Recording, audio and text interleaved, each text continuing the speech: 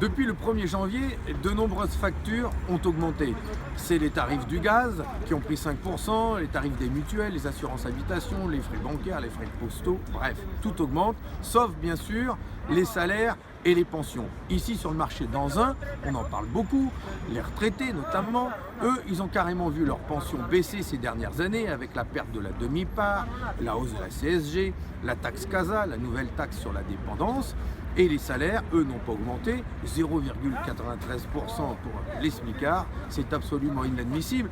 Ici, dans le Valenciennois, il y a beaucoup de salariés de l'automobile, et quand ils savent que Carlos Ghosn, lui, pendant ce temps-là, gagne 16 millions d'euros par an, c'est un véritable scandale. Cette situation ne peut plus durer. Ces cures d'austérité que l'on nous impose, que l'Union européenne nous impose au nom de cette fameuse crise, ne sont plus supportables. On nous demande de nous serrer la ceinture alors que pendant ce temps, des multinationales échappent à l'impôt. Pendant ce temps, les riches sont de plus en plus riches.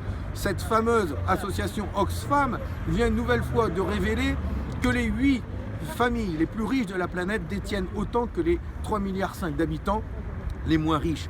C'est un véritable scandale. L'argent coule à flot, nous sommes manipulés. On nous dit tous les jours de faire des économies alors que les riches sont de plus en plus riches.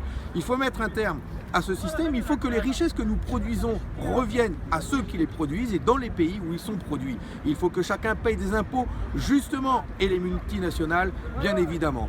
C'est le sens de la résolution qui va être déposée à l'Assemblée nationale par Alain Bocquet pour une COP mondiale fiscale pour qu'enfin il y ait une véritable justice fiscale sur la planète mais dans notre pays aussi. Il faut mener ce combat, il est indispensable pour que enfin l'économie soit mise au service du développement humain et de la sauvegarde de nos ressources naturelles.